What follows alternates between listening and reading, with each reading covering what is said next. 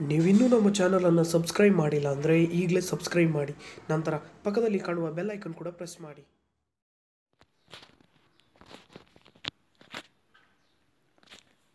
ದಿನ ಭವಿಷ್ಯ ಮೇಷರಾಶಿ.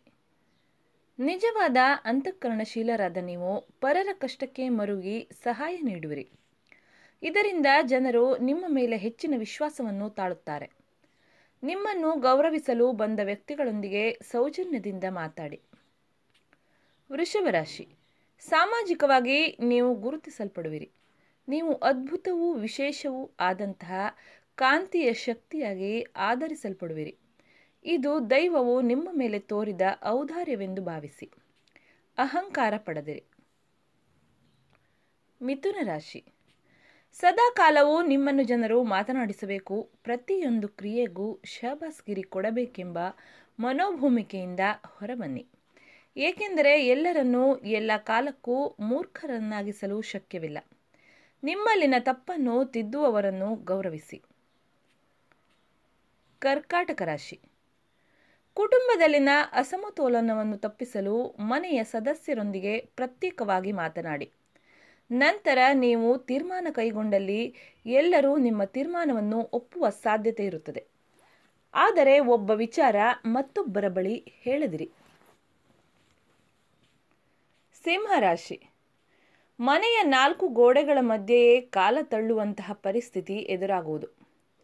ಹೊತ್ತು ಕೊಳೆಯುವುದು ಕಷ್ಟವಾಗುವುದು.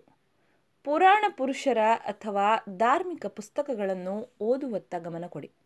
ಮನಸ್ಸು ಪ್ರಶಾಂತವಾಗುವುದು. ಕನ್ಯಾ ರಾಶಿ. ಸಂಶೋಧಕರಿಗೆ, ತಾಂತ್ರಿಕ ಪರಿಣಿತರಿಗೆ ಉತ್ತಮ ದಿನ.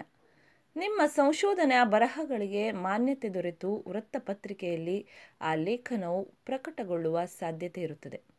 ಗುರುವಿನ ಸ್ತೋತ್ರ ಪಠಿಸಿ. ತುಲಾರಾಶಿ. ನೀವು ಉತ್ತಮ ಕವಿಯಾಗಿದ್ದರೆ ಅಥವಾ ಉತ್ತಮ ನಳಪಾಕ ತಜ್ಞರಾಗಿದ್ದರೆ ನಿಮ್ಮ ವೃತ್ತಿಗೆ ಗೌರವ ತರುವಂತಹ ಕೆಲಸ ನಿಮ್ಮಿಂದಾಗುವುದು. ಎಲ್ಲರ ಬಾಯಲ್ಲಿಯೂ ನಿಮ್ಮ ಗುಣಗಾನ ನಡೆಯುತ್ತದೆ. ವೃಶ್ಚಿಕ ರಾಶಿ. ನೀವು ಹೊಸದಾದ ಕಾಯಕಲ್ಪವೊಂದನ್ನು ನಿಮ್ಮ ವಹಿವಾಟಿಗೆ ಒದಗಿಸಿಕೊಡಲು ಕಾಲ ಪಕ್ವವಾಗಿದೆ. ಇಂತಹ ಒಳ್ಳೆಯ ಅವಕಾಶವನ್ನು ತಪ್ಪಿಸಿಕೊಳ್ಳಬೇಡಿ.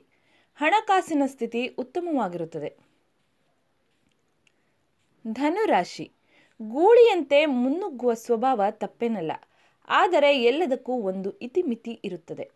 ಆತುರಗಾರನಿಗೆ ಬುದ್ಧಿಮಟ್ಟ ಕಡಿಮೆ ಎನ್ನುವಂತೆ 2 ಬಾರಿ ಚಿಂತಿಸಿ ಕಾರ್ಯಪ್ರವೃತ್ತರಾಗಿ. ಮಕರ ರಾಶಿ.